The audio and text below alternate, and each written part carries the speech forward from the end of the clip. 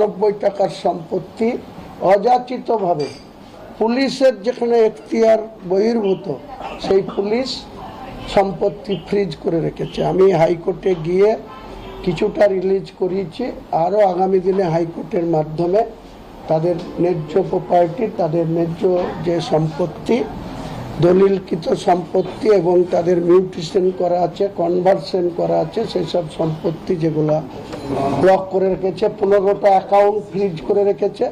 ধীরে ধীরে আমরা নিশ্চয়ই এই অত্যাচারী সরকার যখন চলে গেছে তখন নিশ্চয়ই তারা তাদের সম্পদ পেয়ে, এমনকি 23 বছর আগে আমার মিসেসের নামে যে জায়গা মানিকখোয়া ঠাকুর বাড়ির 4 ভাইয়ের জায়গা আমি নিজে কিনে সেই জায়গাতে বাড়ি করেছিলাম।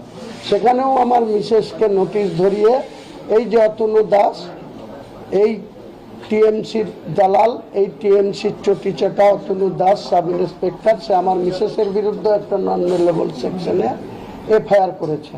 আমি যদিও জামিন নিইনি, বলেছি হিম্মত থাকলে তুমি আমার মিসেসের কাছে এসো, অ্যারেস্ট করো, তারপরে দেখাবো কত থানে কত চাল। আপনি বলেছিলেন যে এবারে সরকার নির্ণয়ের ক্ষেত্রে আপনার একটা বড় ভূমিকা থাকবে, সেটা ধরেন রাজনীতিতে তো বলতেই হয়। আমার কর্মীদের উৎসাহী যোগানোর জন্য, আমার দলের শ্রীবৃদ্ধির জন্য প্রত্যেক রাজনৈতিক দলই তার মতো করে বলবে, আমি সেটা বলেছি। আমি আশা রাখছি যে আমার 4 মাসের দল যে ফল করেছি সেই ফলের দ্বিগুণ ফল হতো, আরও অনেক কিছু দেখতে পেতেন। কিন্তু আমরা আমাদের নামে যে চক্রান্ত করে 1000 কোটির কথা বলা হলো, আমার কাছে যদি 50 কোটি টাকাও থাকতো তাহলে আমি আজকে 2টো সিটের আমজনতা জিততো না, অন্ততপক্ষে 10টা সিট জিতে আসতো। কিন্তু টাকার কাছে, তৃণমূলের তুলাবাজদের টাকার কাছে আমাদেরকে অনেক কিছুতে নথি স্বীকার করতে হয়েছে, পিছু হতে হয়েছে। এমনকি আমার আমজনতা উন্নয়ন পার্টির প্রার্থী তালিকায় নাম ঢোকানোর পর এই কলকাতা শহরের আশপাশে হাওড়া, হুগলি, 24 পরগনা 39টা প্রার্থীকে প্রতীক জৈন এবং সুমিত রায় আর অভিষেকের নির্দেশে পারচেজ করা হয়েছে। কাউকে 15 লাখ, যে 1 লাখ টাকা একসঙ্গে দেখেনি তাকে আমি প্রার্থী করেছিলাম, তাকে কাউকে আপনার 15 লাখ, কাউকে 25 লাখ, কাউকে 20 লাখ। আর আমার পাশে বসে আছে আমাদের প্রেস সচিব কামাল হোসেন, ওনাকে কি বলেছিল ভোটের 8 দিন আগে, ওনার নিজের মুখে শুনে নেবেন, প্রতীক জৈনরা ডেকে অভিষেকের নির্দেশে ওনাকে কি প্রস্তাব দিয়েছিল উনিই বলবে, আমি বলবো না। আমি একটা বিষয় সেটা হচ্ছে যে মমতা বন্দ্যোপাধ্যায় এই মুহূর্তে রাজ্যের মুখ্যমন্ত্রী নেই, কারণ গভর্নর তিনি মন্ত্রিসভা ভেঙে দিয়েছেন, সরকার ভেঙে দিয়েছেন। কিন্তু এখনো দেখা যাচ্ছে যে সোশ্যাল মিডিয়াতে মমতা বন্দ্যোপাধ্যায় সেখানে অনারেবল চিফ মিনিস্টার লেখা রয়েছে এবং তিনি বলছেন যে আমি অফিসিয়ালি কোনো পদত্যাগ করবো না, কারণ আমি তো হারিয়ে।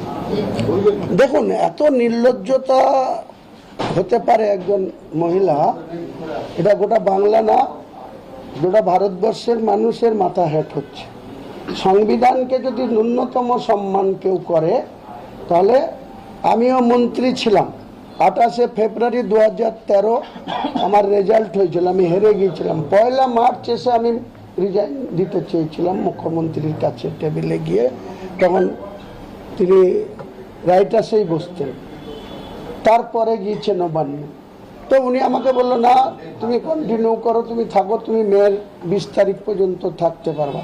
তার জন্য এপি চ্যানেল থেকে আমাকে অনেক অপমান করা হয়েছিল। রাজ্যের বিরোধী দলনেতা তৎকালীন ডক্টর সূর্যকান্ত মিশ্র আমাকে অনেক কিছু বলেছিল, কিন্তু তবুও আমরা লজ্জার মাথা খেয়ে তখন এই মুখ্যমন্ত্রীর কথা শুনে আমি হেরে যাওয়ার পরেও 2.5 মাস মতো মন্ত্রী ছিলাম।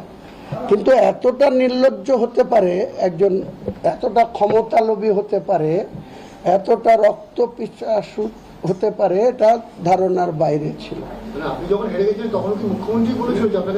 হ্যাঁ, আমি তো রিজাইন দিয়ে দিতে গেছিলাম। 28শে ফেব্রুয়ারি আমি যে গার্লস কলেজে জেতার সার্টিফিকেট পেলাম 4 তারিখে, ওই গার্লস কলেজে যখন আমি হেরে গেলাম, আমি 1 মার্চ সকাল সকাল এসে 12টায় রাইটাসে ঢুকে ওনার কাছে, মুখ্যমন্ত্রীর কাছে রিজাইন লেটার জমা দিয়েছিলাম।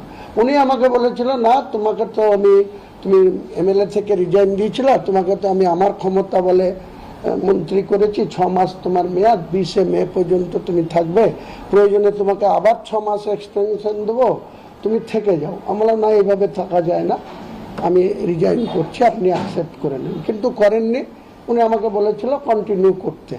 তারপরে সেই সময় বিরোধী দলনেতা ছিলেন ডক্টর সূর্যকান্ত মিশ্র, আপনাদের এই যে এবিপি চ্যানেল তখন স্টার আনন্দ ছিল, এনারা আমাকে যাচ্ছে তাইভাবে মানুষের সামনে অপমান করেছিল। তবু আমি সেটা হজম করতে হয়েছিল, শুধু মুখ্যমন্ত্রীর কথা রাখতে। এই নির্লজ্জ মহিলা আর কত নিচে নামবে? এই অবিলম্বে এর ক্ষমতা ছেড়ে দিয়ে ধর্মকর্ম নিয়ে থাকা উচিত, আর তা নাহলে মানুষ তোকে রিজেক্ট করে দিয়েছে। আর অভিষেকের এত বাহাদুরি, ও আমার বিরুদ্ধে অনেক কিছু বলে এসেছিল। 29শে মার্চ নওদায় গিয়ে বলেছিল যে সাইনা মমতাজ প্রার্থী না, অভিষেক বন্দ্যোপাধ্যায় নওদায় প্রার্থী। আর মমতা ব্যানার্জি বলে এসেছিল যে এখানে আতাউর রহমান প্রার্থী না, মমতা ব্যানার্জি প্রার্থী। তাহলে দুজনকেই আমি হারিয়েছি। এটার মধ্যে যে আনন্দ, এই আনন্দ আমি 43 বছরের রাজনৈতিক ক্যারিয়ারে কোনোদিন পাইনি। আর ভারতবর্ষের বড় বড় রাজনীতিবিদ, একদিকে ভারতবর্ষের প্রধানমন্ত্রী মোদিজি 2টো সিটে লড়াই করে জিতেছিলেন, রাহুল গান্ধী 2টো সিটে লড়াই করে এমপি হয়েছিলেন, আর পশ্চিমবাংলার রাজনীতিতে হুমায়ুন কবির আর শুভেন্দু অধিকারী 2টো সিটে লড়াই করে জিতেছে। এর থেকে রেকর্ড আর কি হতে পারে রাজনীতির ক্যারিয়ারে? এটা আমার মনে হয় গোল্ড মেডেলিস্ট পাওয়ার মতো ক্যারিয়ার। তামিলনাড়ুতে আমরা দেখলাম বাসি চিহ্ন নিয়ে সেখানে বিএনপি সরকার পরাস্ত হয়ে গেল, এখানে বিজেপি সরকার এলো। আপনি যখন নির্বাচনে আপনার দলের যখন দাঁড়িয়েছিল আপনার লোকজনরা বাসি চিহ্নে, সেখানে অনেকেই ছেড়ে দেয়, মাঝপথে তারা সরে আসে, এবং আপনি বলেছিলেন যে আপনি উপমুখ্যমন্ত্রী হবেন। আপনি নিজে জিতেছেন 2টি সিট থেকে, আপনি উপমুখ্যমন্ত্রী হওয়ার কথা বলেছিলেন, কিন্তু এখন নতুন সরকারে আপনার ভূমিকা কি থাকবে? আমি অপোজিশনে বসবো। দেখুন, আমি আমার নতুন দল করে আমি মানুষের কাছে আমার গ্রহণযোগ্যতা প্রমাণ করার জন্য, বা আমি বাংলার রাজনীতিতে একটা উল্লেখযোগ্য ভূমিকা পালন করার জন্য নিশ্চয়ই বলেছিলাম। আমি যে কথা বলি সে কথা কোনোদিন অস্বীকার করি না। আমি আমার কর্মীদের, আমার দলের প্রার্থীদের বা আমার দলের সাধারণ বুথের কর্মীদের চাঙ্গা রাখার জন্য আমি এই কথা বলেছি। যে কোনো রাজনৈতিক দলই এরকম বলে থাকে। 2021 সালের নির্বাচনে দেখুন, এই ভারতবর্ষের প্রধানমন্ত্রী মোদিজি, এই অমিত শাহজি তখন কিন্তু ইসকে বার 200 পার বলেছিল, তারা 77তে এসে থেমে গিয়েছিল। রাজনীতিতে সব হয়।